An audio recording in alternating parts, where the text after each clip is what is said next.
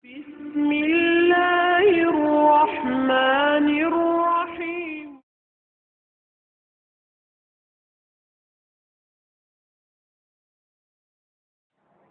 Bismillahirrahmanirrahim. Assalamualaikum warahmatullahi wabarakatuh.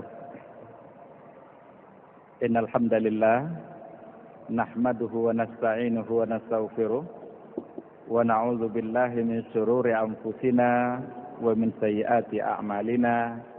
May yahdihillahu fala mudhillalah wa may yudlilhu falan tajida lahu waliyyan mursyida. Asyhadu an la ilaha illallah wahdahu la syarikalah wa ashhadu anna Muhammadan abduhu wa rasuluh la nabiyya ba'dah. Ma'asyiral hadirin wal hadirat, bapak-bapak dan ibu-ibu yang dirahmati Allah, sama-sama kita kembali memperbanyak ungkapan puji dan syukur kepada Allah Subhanahu wa taala yang sampai saat ini masih kita rasakan limpahan nikmat dan rahmatnya, terutama nikmat kesehatan, nikmat kesempatan, dan nikmat iman. Iman adalah satu kenikmatan yang diberikan oleh Allah yang tidak bisa diukur dengan nikmat yang manapun. Oleh karena itu, sama-sama kita mensyukuri apapun bentuk nikmat Allah Subhanahu wa taala itu. Salawat dan salam sama-sama kita ucapkan untuk Rasulullah sallallahu alaihi wasallam. Allahumma salli ala Muhammad wa ala ali Muhammad. Mudah-mudahan dengan memperbanyak ungkapan selawat dan salam itu kita mendapatkan syafaatnya di yaumal mahsyar nanti. Pada suatu hari tidak ada yang kita andalkan, tidak ada yang kita harapkan selain daripada amal baik yang sudah pernah kita laksanakan selama kita hidup di dunia. Bapak-bapak dan ibu-ibu yang dirahmati Allah, kita lanjutkan kajian sirah nabawiyah kita pada maghrib yang penuh berkah ini. Yang terakhir, yang kemarin yang kita bicarakan adalah seputar inqita' al-wahyi, terputusnya wahyu. Dan ketika terputusnya wahyu itu selesai dengan turunnya wahyu, dan wahyu yang diturunkan oleh Allah Subhanahu wa taala setelah wahyu yang pertama dulu itu adalah anjuran untuk memulai dakwah. Karena kalau kita lihat maratib dakwah Nabi itu, tingkatan-tingkatan dakwah Nabi itu yang pertama adalah an-nubuwah. An-nubuwah itu diangkatnya beliau menjadi nabi. Itu dengan turunnya ayat 5 ayat pertama dalam surat Al-Alaq. Iqra bismi rabbikal ladzi khalaq. Ayat itu adalah sebagai deklarasi untuk pengangkatan secara resmi yang namanya Muhammad untuk menjadi nabi dan menjadi rasul sallallahu alaihi wasallam. Jadi yang pertama an-nubuwah. Yang kedua, tingkatan maratib dakwahnya Nabi itu inzarul asyirah. Inzarul asyirah itu artinya adalah memperingatkan keluarga terdekat. Memperingatkan, mengajak keluarga yang terdekat. Yang ketiga, inzarul qaum, memperingatkan kaumnya yang masih seputar-seputar dia. Dan yang terakhir itu baru inzarun nasi kullihim, mengingatkan, memperingatkan semua manusia. Karena Islam yang dibawa oleh Rasulullah sallallahu alaihi wasallam bukan hanya untuk keluarga Rasul, bukan hanya untuk orang Arab saja, tapi Islam yang dibawa oleh Rasulullah sallallahu alaihi wasallam itu adalah untuk semua manusia. Wa ma arsalnaka illa kaffatan linnas illa rahmatan lil alamin. Jadi untuk semua manusia. Adapun marahilud dakwah, Adapun periodisasi dakwah Nabi itu kalau kita bagi-bagi secara umum, periodisasi itu masa-masanya. Itu ada 3 masa secara garis besar untuk periode dakwah Rasulullah Sallallahu Alaihi Wasallam. Nah, ini yang pada malam hari ini insya Allah akan kita coba jelaskan seperti apa dakwah Rasul, seperti apa Nabi memulai dakwahnya, apa hikmah-hikmah yang ada di balik periodisasi itu, apa pelajaran-pelajarannya. Ini yang insya Allah akan kita coba berbagi pada maghrib ini. 3 fase itu, 3 periode itu yang sudah biasa kita dengar. Itu yang pertama adalah ad-da'watu sirran, ad-da'wah as-sirriyah, dakwah secara sir, secara sembunyi-sembunyi. Yang pertama. Yang kedua, ad-da'watu jahran ma'al kaffi 'anil qital. Yang kedua adalah dakwah jahriyah, dakwah secara terang-terangan tapi masih belum dibolehkan untuk berperang. Sudah diajak orang secara terang-terangan, tapi ketika mereka mengalami atau menghadapi berbagai macam siksaan dari orang-orang Quraisy, belum diizinkan untuk berperang. Itu periode yang kedua. Sedangkan yang ketiga, ad-da'watu jahran ma'al izni bil qital. Dakwah secara terang-terangan, tetapi dibolehkan untuk memerangi orang-orang Quraisy. Nah, inilah 3 fase atau 3 periodisasi dakwahnya Rasulullah Sallallahu Alaihi Wasallam. Mari kita lihat satu persatu.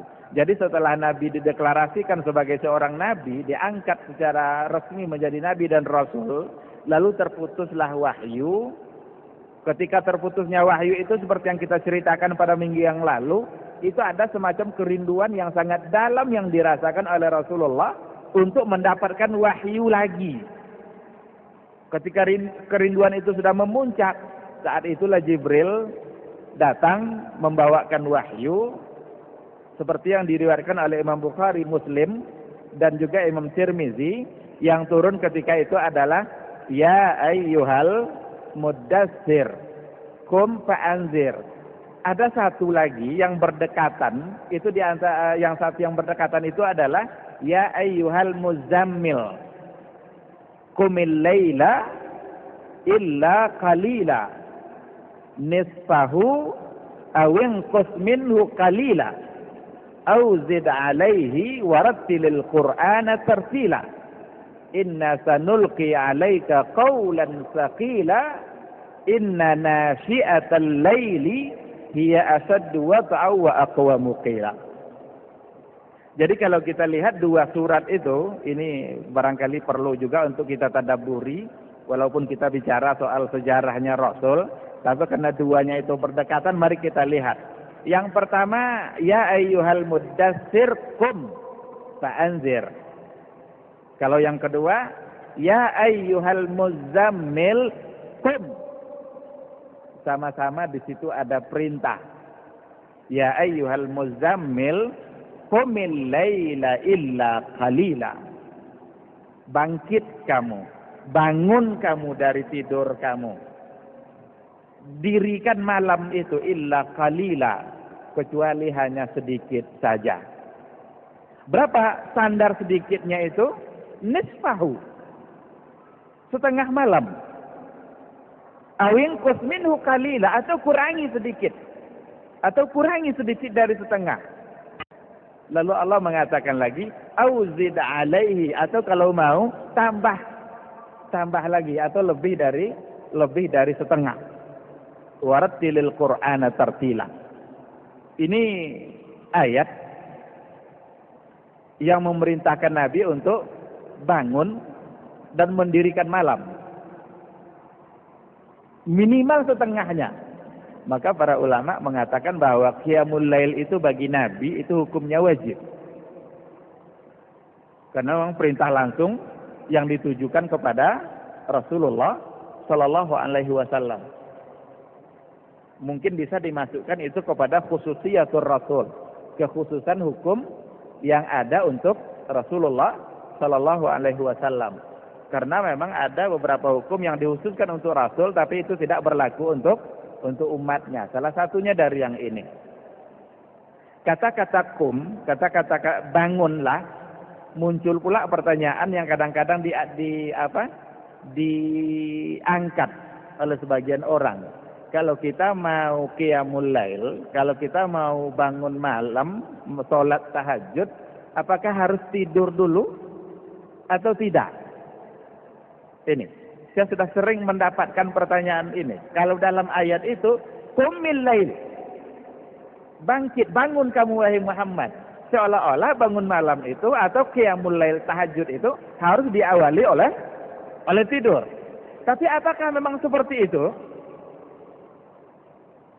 Untuk mewajibkan tidur dulu itu sebenarnya tidak ada. Saya contohkan. Umpama kita contohkan seorang mahasiswa. Habis sholat isya dia belajar. Baca buku karena asiknya baca buku, dia tidak menyadari kalau ternyata jam sudah menunjukkan pukul 3. Dan dia dari tadi baca buku. Apakah dia tidak boleh langsung mengerjakan tahajud atau qiyamul lail karena dia belum tidur? Untuk mengatakan tidak tentu kita akan susah. Karena tidak ada syarat yang mewajibkan bahwa qiyamul lail itu harus didahului oleh tidur. Hanya saja kalau seandainya tahajud itu diawali oleh tidur, itu biasanya pengorbanannya akan lebih besar. Karena bangun dari tidur di malam hari itu berat. Bangun kita, orang semua tidur, kita bangun untuk ambil wudu. Bangun dari tidur seperti itu adalah sesuatu yang sangat berat, sehingga pengorbanannya juga besar. Maka mungkin bisa untuk kita katakan bahwa lebih baik tidur dulu karena pengorbanannya lebih besar. Tetapi tidak bisa kita katakan bahwa tahajud atau qiyamul lail harus didahului oleh tidur. Maka kata-kata qumil lail yang ada dalam ayat itu tidaklah langsung bisa ditafsirkan itu merupakan satu kewajiban bahwa mendirikan malam harus diawali dulu oleh tidur. Kenapa qiyamul lail ini yang diperintahkan oleh Allah menghidupkan malam itu? Karena kalau kita lihat ayatnya, coba mari kita tadabburi sebentar saja. Kita lanjutkan ayatnya. Warattilil Qur'ana tartila. Inna sanulqi 'alaika qaulan tsaqila. Sesungguhnya kami wahai Muhammad sanulqi 'alaika qaulan tsaqila, akan memberikan kepada kamu ungkapan yang berat. Jadi jangan dikira ringan syariat ini. Jadi qaulan tsaqila. Al-Qur'an yang akan diturunkan berturut-turut nantinya itu qaulan tsaqila. Dan itu yang akan kamu dapatkan wahai Muhammad. Itu yang akan kami berikan. Maka untuk menerima yang berat itu harus ada kekuatan jiwa. Dan kekuatan jiwa itu akan bisa diisi oleh menghidupkan malam. Ini sebenarnya pelajaran juga bagi kita hari ini. Baik bagi para da'i-da'i dan mubaliknya, atau bagi kita umat Islam secara keseluruhan. Bahwa amanah syariat yang akan kita kembangkan hari ini, itu berat. Tetapi Allah berikan bekal jiwa kepada kita. Dan bekal jiwa itu adalah qumil laila illa qalila. Mendirikan, menghidupkan malam. Menghidupkan mungkin dengan baca Al-Quran, mungkin dengan bertahajud, mungkin dengan berzikir dan berdoa. Karena itu adalah membuat jiwa menjadi lebih kuat. Inna nasi'al lail, karena bahwa sesungguhnya ibadah di malam hari itu wat'ah. Itu lebih kuat kepada jiwa kita, lebih menenteramkan jiwa kita. Karena itu masa-masa di mana kontak dengan Allah itu sedikit, maka lancar, jaringannya lebih lancar. Karena sedikit orang yang berada pada saat itu. Nah, ketika itu kita manfaatkan, maka itu adalah satu kekuatan yang akan tumbuh dalam jiwa kita.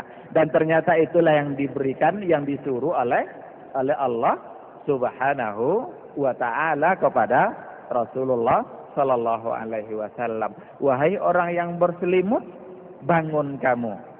Hidupkan malam kamu kecuali hanya sedikit saja, setengah atau kurang lagi atau lebihkan. Warattilil Qur'ana tartila, dan tartilkanlah Al-Qur'an itu dengan sebenar-benar tartil. Kata-kata tartil dalam Al-Qur'an itu ada tartil, ada tilawah, ada qiraah. Kalau tilawah, yatlu alaihim. Yatlu alaihim.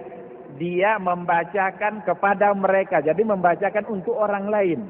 Tapi kalau tartil, di situ tidak ada alaihimnya. Maka tartil itu untuk diri kita. Maka kaitannya adalah dengan tadabbur. Afala yatadabbarunal Qur'an am ala qulubin aqfaluha. Tidakkah mereka mentadabburi Al-Quran atau hati mereka terkunci? Maka tadabbur sesungguhnya hubungannya bukan dengan menambah wawasan. Tapi tadabbur itu hubungannya adalah dengan menambah iman. Karena kaitan tadabbur itu dengan hati. Afala yatadabbarunal Qur'an am ala qulubin aqfaluha. Tidakkah mereka mentadabburi Al-Quran? Ataukah hati mereka sudah terkunci?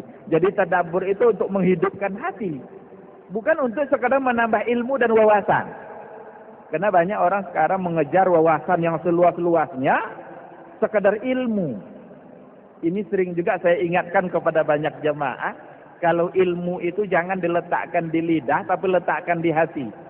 Kalau ilmu diletakkan di lidah, maka habis waktu kita untuk berdebat. Debat sana, debat sini, seminar sana, seminar sini, tapi amal tidak ada. Tapi kalau ilmu kita letakkan di hati, itulah yang ujung dari tadabbur tadi. Am ala qulubin aqfaluha. Jadi qulub di situ, hati. Kaitan warattil Qur'an tartila itu adalah dengan afala yatadabbarunal Qur'an am ala qulubin aqfaluha. Maka Profesor Dr. Taha Jabir Al-Alwani dalam sebuah tulisannya dan juga dalam ceramah-ceramahnya, dia sering menyampaikan bahwa tartilul Quran yang sesungguhnya itu adalah at-tartil bil qauli wal amal. Mentartilkan Al-Quran dengan lafaz, dengan kata-kata, dan mentartilkannya dengan amal. Ketika kita mengamalkan Al-Quran, itu sesungguhnya kita sedang mentartilkan Al-Quran itu dalam diri kita. Dalam bentuk perbuatan langsung. Ini persis seperti pemahaman sebuah hadis. Ada hadis Rasul bunyinya begini. Sesungguhnya Allah itu punya 99 nama. Inna lillahi tis'atan wa tis'ina isman. Mi'atun illa wahidah. Allah itu punya 99 nama, 100 kurang 1. Man hafizaha dakhalal jannah. Siapa yang menghafalnya, dia akan masuk surga. Siapa yang menghafal 99 nama itu, dakhalal jannah, dia akan masuk surga. Gampang kali mau masuk surga. Hafal saja itu Asmaul Husna. Kan itu makna zahir hadis. Tapi kalau itu makna yang sesungguhnya yang kita ambil, maka yang pertama masuk surga itu adalah tim-tim nasyid yang kan ada nasyid hari ini yang menghafal Asmaul Husna. Mereka yang pertama masuk surga. Tapi maknanya kata Ibnu Hajar Al-Asqalani, makna hafal di situ, makna hifzu di situ adalah hifzul qawli wal amal. Menghafal lafaznya dan menjaga maknanya. Hifzul qawli wal amal. Sama dengan at-tartil bil qawli wal amal. Warattilil Qur'ana tartila. Dan itulah cara untuk membekali jiwa kita supaya menjadi kuat. Karena yang amanah yang akan diterima oleh Rasul itu adalah amanah yang sangat berat. Inna sanulqi 'alaika qaulan tsaqila. Qaulan tsaqila, kata-kata yang berat, dan itu adalah Al-Qur'anul Karim. Kenapa dikatakan berat? Karena betapa banyak tantangan-tantangan yang akan dihadapi oleh Rasulullah sallallahu alaihi wasallam ketika ia menyampaikan setiap wahyu yang diturunkan oleh Allah Subhanahu wa taala. Karena wahyu-wahyu pertama yang turun itu berkaitan dengan masalah akidah, bagaimana Rasul bisa mendobrak kebiasaan-kebiasaan jahiliyah yang sangat tidak sejalan dengan akidah Islam yang sahih. Oleh karena itu tantangannya sangat berat. Ketika ayat itu turun, maka Rasul memulai dakwahnya. Dan periode dakwah ketika itu adalah dakwah secara sir.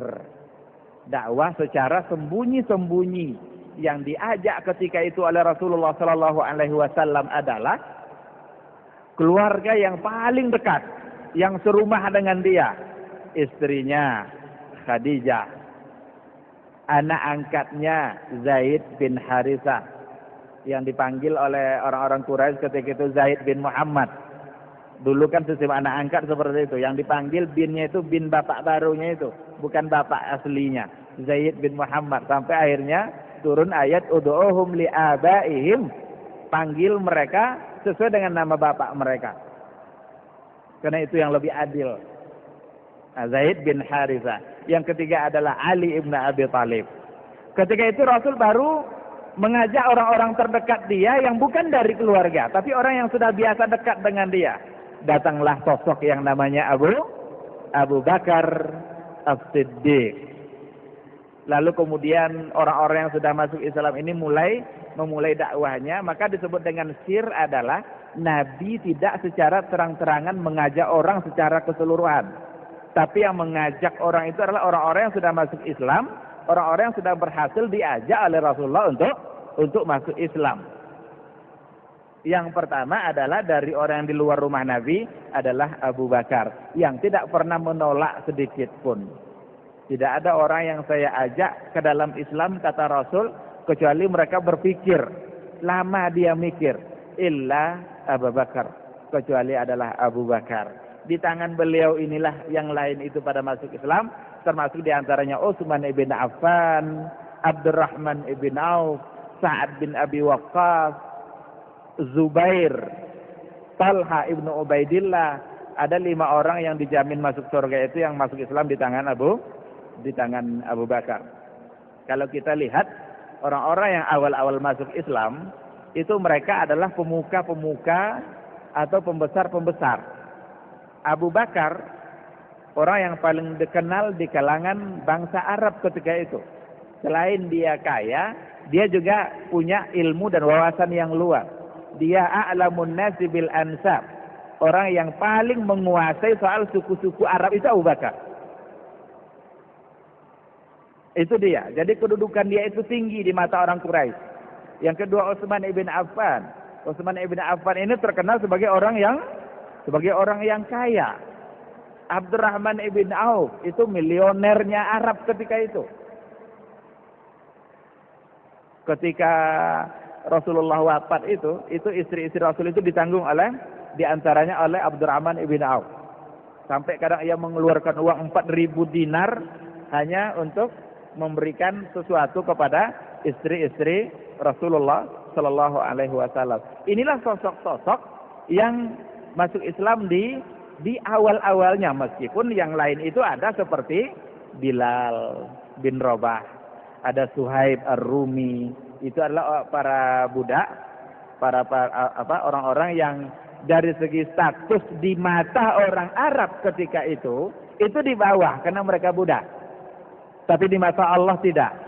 Karena kalau sudah menjadi seorang yang beriman, tidak ada lagi beda antara yang kaya, yang miskin, yang budak atau orang bangsawan dan lain sebagainya. Nah, maka ini sebenarnya bisa menepis tuduhan sebagian orang-orang orientalis yang mengatakan bahwa Islam itu berkembang di tangan orang-orang yang status sosialnya rendah. Itu kata mereka. Itu bisa terbantahkan. Karena justru yang awal masuk Islam itu justru adalah orang-orang pemuka-pemuka bangsa Arab, orang-orang yang punya kedudukan di mata orang Arab ketika itu. Nah, terus berkembang dakwah itu. Sudah mulai ada sedikit-sedikit cobaan itu. Kalau kita baca kisah-kisah mereka yang masuk Islam di awal-awal itu, di masa dakwah Syria itu kita akan temukan catatan-catatan emas yang terpelihara oleh ahli sejarah. Itu Sa'ad bin Abi Waqqas, ketika ia masuk Islam, ibunya tidak setuju. Ketika ibunya tidak setuju, ibunya mogok makan. Tak mau dia makan. Sampai akhirnya dia jatuh sakit.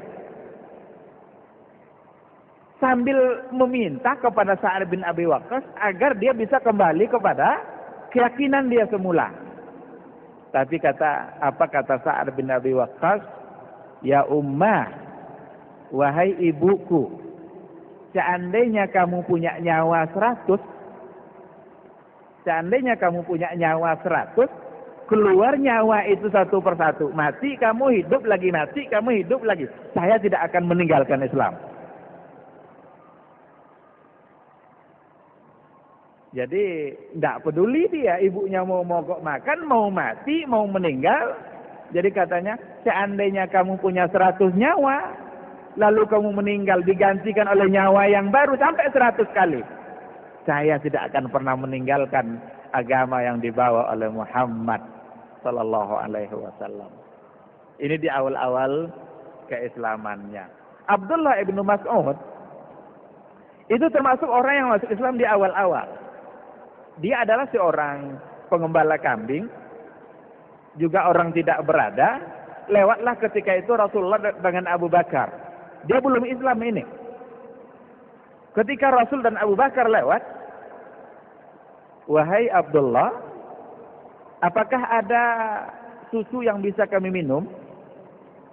Apa kata Abdullah ibnu Mas'ud? Innama ana mu'taman. Arti ini adalah riwayat seperti itu. Innama ana mu'taman. Mu'taman itu bukan susunya tidak ada, tapi saya ini orang yang diberikan kepercayaan untuk menjaga ini. Jadi saya tidak berhak untuk memberikannya tanpa seizin yang punya. Rasul kan mendengar itu, berarti ini orangnya jujur. Lalu kata Nabi, ada enggak kambing yang belum pernah diambil air susunya? Artinya kan bukan dari susunya yang diambil. Ditengokkanlah seekor kambing, ini dia ya Rasulullah. Dipegang oleh Rasulullah tempat memerah susunya itu, maka keluarlah air susu yang begitu banyak. Minum Rasul, minum Abu Bakar, makan minum juga dia. Itu berarti kan bukan mengambil susu yang ada kan? Karena yang diminta oleh Rasul adalah kambing yang belum mengeluarkan itunya. Akhirnya kaget Abdullah ibnu Mas'ud. Apa katanya? Ya wahai Muhammad, ajarkan kepada saya apa yang kamu baca tadi. Setelah itulah Rasul, berarti dia sudah siap untuk menerima agama yang dibawa oleh Rasulullah Sallallahu Alaihi Wasallam. Ketika itu diberitahukan oleh Rasulullah bahwa yang saya bawa adalah agama satu-satunya agama yang menyuruh kita untuk menyembah Dia dan tidak boleh menyembah ini dan itu. Akhirnya Abdullah ibnu Mas'ud masuk Islam.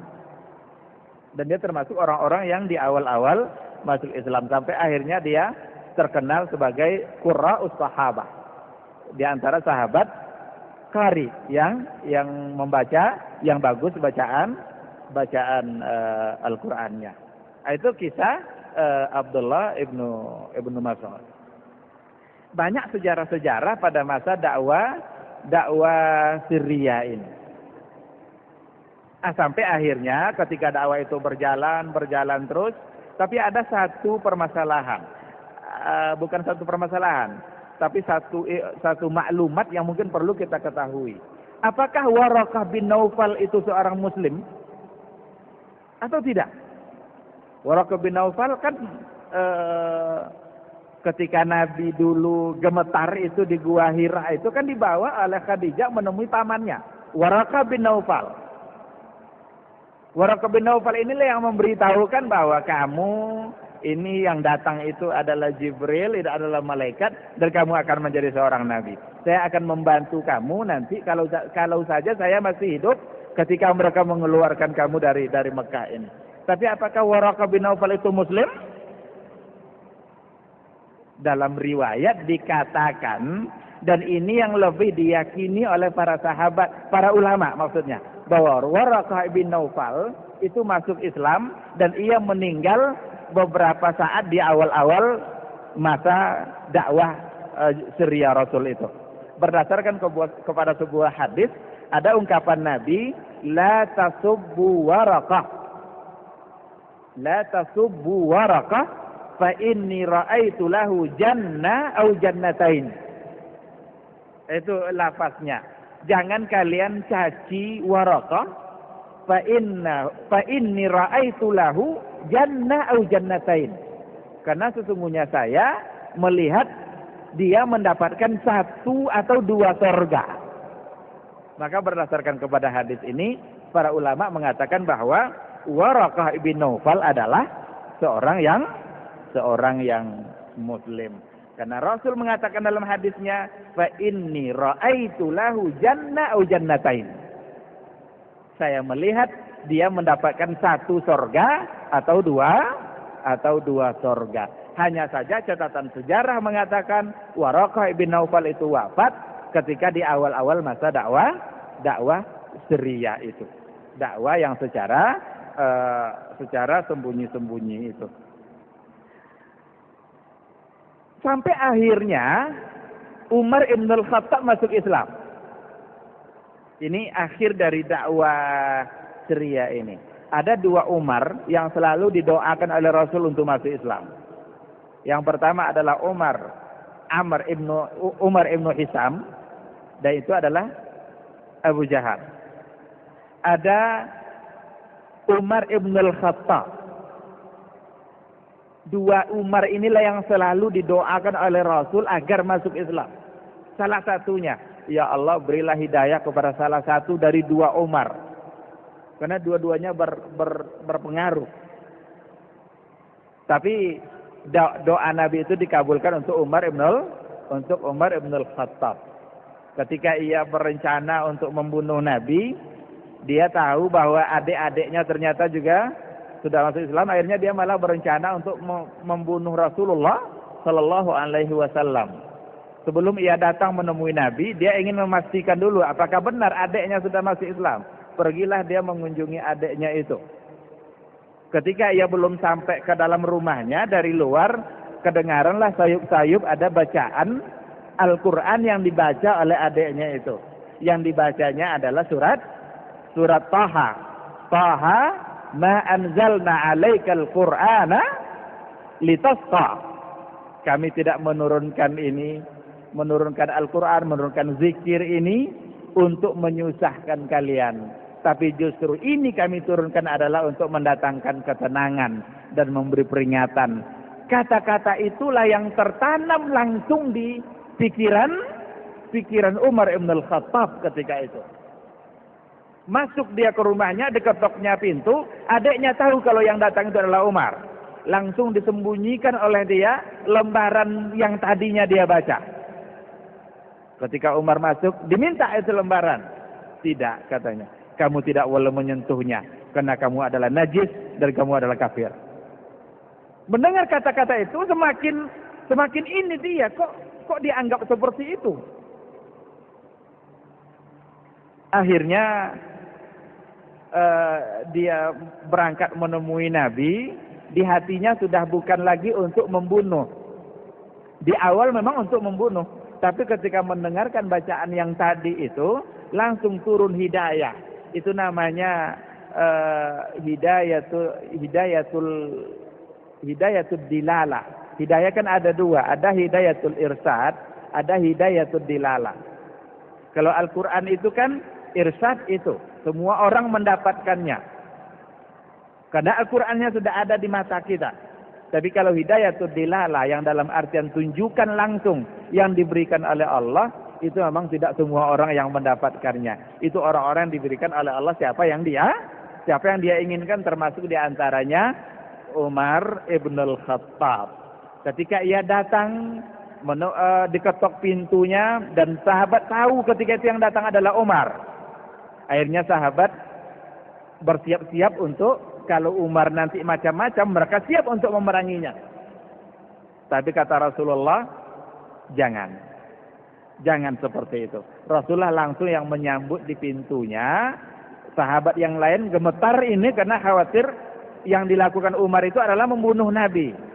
Tapi ternyata ketika pintu dibuka, Umar ibn al-Khattab masuk, langsung dipeluknya Rasulullah Sallallahu Alaihi Wasallam sambil mengucapkan dua kalimat syahadat.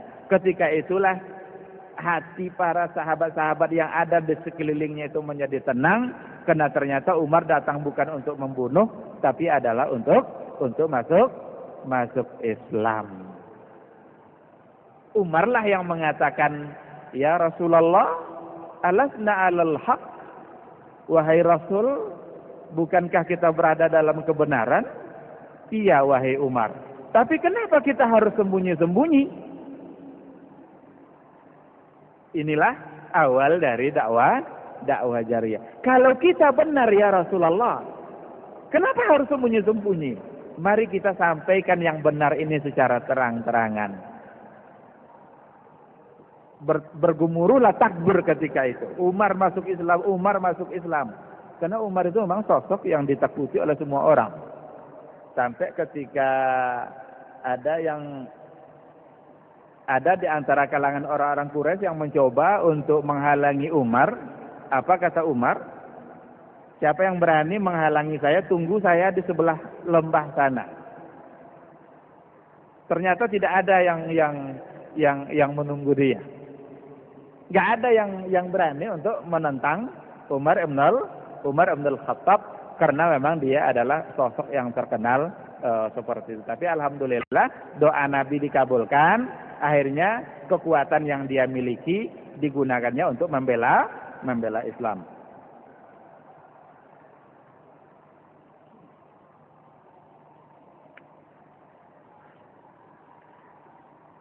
Awal dari dakwah jariyah ini ada ayat yang turun. Wa anzir ashiratakal aqrabin. Wa anzir ashiratakal aqrabin. Dan ajaklah, serulah, berilah peringatan kepada keluarga-keluarga dekat kamu. Ketika itulah Rasulullah Sallallahu Alaihi Wasallam mengumpulkan keluarga Abdul Muthalib. Mereka hadir. Malah dijamu oleh Rasulullah Sallallahu Alaihi Wasallam, diajak mereka untuk datang ke rumah Nabi ketika itu. Dalam satu riwayat dikatakan sampai yang berkumpul ketika itu adalah lebih kurang 30, ada lagi yang mengatakan sampai jumlahnya itu 40. Termasuk di dalamnya ada Ali ibnu Abi Thalib yang memang sudah hidup bersama Rasulullah Sallallahu Alaihi Wasallam.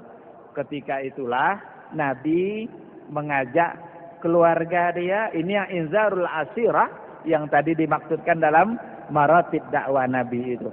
Ketika disampaikannya, saya tidak bisa menjamin akhirat kalian akan begini. Siapakah di antara kalian yang bisa menerima apa yang saya bawa? Nabi juga mengatakan tidak ada satu kabilah pun yang lebih beruntung kecuali ketika di dalamnya ada seseorang yang diutus oleh Allah untuk menyelamatkan umat. Dan mereka adalah kabilah yang paling mulia. Ini kan bahasa Nabi untuk mengangkat kabilah suku Quraisy sebenarnya. Karena Nabi berasal dari suku Quraisy. Tapi mereka tidak menerima. Ketika Nabi bertanya, siapakah di antara kalian yang bisa menerima? Ketika itu Ali bilang, ana ya Rasulullah. Ali yang bilang, kata Rasul, ijlis, duduk kamu. Diulang lagi pertanyaan itu oleh Rasulullah, siapakah di antara kalian yang bisa menerima ajakan saya ini? Ana ya Rasulullah. Diulang lagi oleh Ali, saya ya Rasulullah. Sampai akhirnya 3 kali, dan yang menjawab hanya Ali ibn Abi Thalib yang memang sudah serumah bersama Rasulullah Sallallahu Alaihi Wasallam. Tidak lama setelah itu, bukan lagi hanya Bani Abdul Muthalib yang dikumpulkan oleh Rasul, tapi yang dikumpulkan oleh Nabi ketika itu adalah orang-orang Quraisy yang ada di kota Mekah, dan itu tempatnya di pelataran Bukit Safa. Ketika mereka sudah berkumpul, Nabi bilang, apakah kalian percaya sama saya? Mereka semua bilang, ma jarrabna fika kadziban ya Muhammad. Kami tidak pernah mendapatkan suatu kebohongan pun dari kamu wahai Muhammad. Maka kami akan percaya. Kalau seandainya saya katakan di sebelah bukit sana itu ada satu pasukan yang akan menghancurkan kita, apakah kalian percaya? Jadi diajak dulu oleh Rasulullah itu dialog dulu, dia tidak langsung mendoktrin. Ini sebenarnya salah satu cara juga dalam dakwah Nabi, bagaimana sebelum dia menyampaikan pesan moralnya itu, tapi diajak dulu yang berlogika. Ternyata mereka membenarkan Nabi itu, tak pernah mendapatkan Nabi itu berbohong. Kata-katanya selalu jujur. Lalu Nabi mengatakan, kalau memang demikian, saya ingin mengatakan bahwa di hadapan kita semua ada azab Allah yang sangat besar. Kalau seandainya kita tidak menghindarinya, maka kita akan masuk ke dalam azab Allah itu.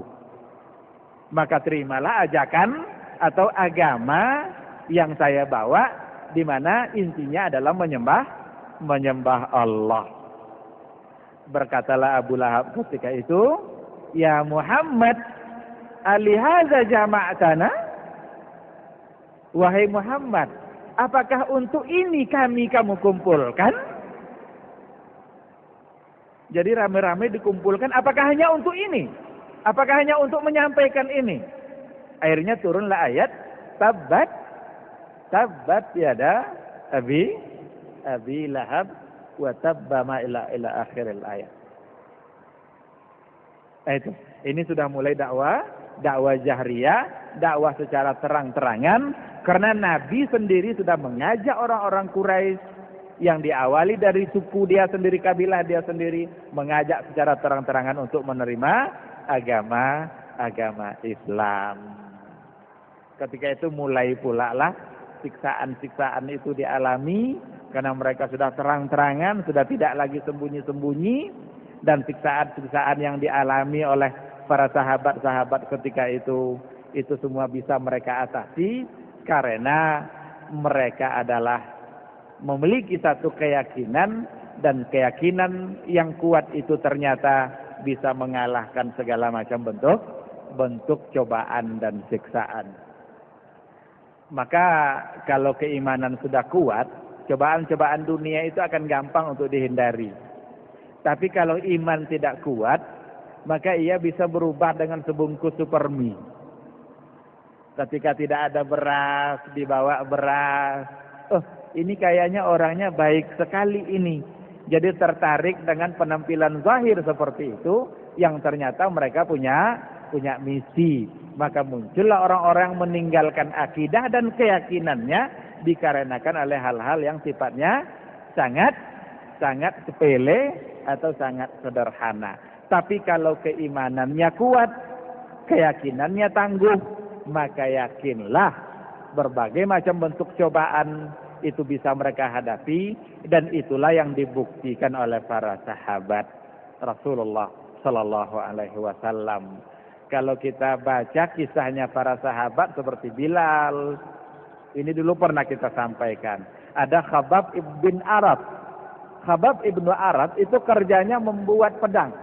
Jadi dia pandai besi. Yang membuat pedang itu dia. Ketika ia masuk Islam, apa tantangan yang dihadapinya? Didatangi dia oleh pemuka-pemuka Quraisy itu, diambil besi yang sedang dipanaskan itu coba. Besi yang sedang dipanaskan itu diangkat oleh orang Quraisy. Kamu mau kembali tidak kepada keyakinan kamu semula? Jawabannya tidak. Maka ditempelkanlah besi panas itu di dada dia. Berapa cobaan yang dia hadapi itu? Besi yang sedang dipanaskan, yang bisa lembut dia kalau dipukul, itu yang ditaruh di dada dia ini. Sampai bekas-bekasnya itu ada. Tapi karena keyakinan kepada Allah kuat, jawabannya persis seperti apa yang dikatakan oleh Bilal. Ahad, ahad, ahad. Yang keyakinannya hanya Allah yang satu, Allah yang satu, Allah yang satu. Begitu juga yang lain seperti keluarganya Ammar bin Yasir, Sumayyah, ibunya, Yasir bapaknya yang mengalami cobaan yang sangat dahsyat.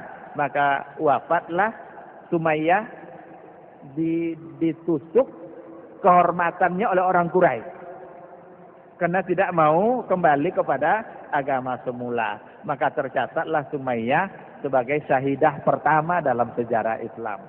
Syahidah pertama, orang yang mati syahid pertama dalam sejarah Islam yang perempuan itu adalah namanya Sumayyah Ummu Yasir, ibunya Yasir, karena mempertahankan akidah yang dibawa oleh Nabi Muhammad sallallahu alaihi wasallam. Waktu Isya sudah masuk. Saya kira itu saja yang bisa kita sampaikan. Mudah-mudahan bermanfaat dan bisa menambah wawasan dan iman kita bersama. Semoga Allah Subhanahu wa taala selalu memberikan hidayah kepada kita untuk tetap istiqamah di dalam jalannya. Kita tutup dengan doa kafaratul majelis. Subhanakallahumma bihamdika asyhadu an la ilaha illa anta astaghfiruka wa atubu ilaik. Wassalamualaikum warahmatullahi wabarakatuh.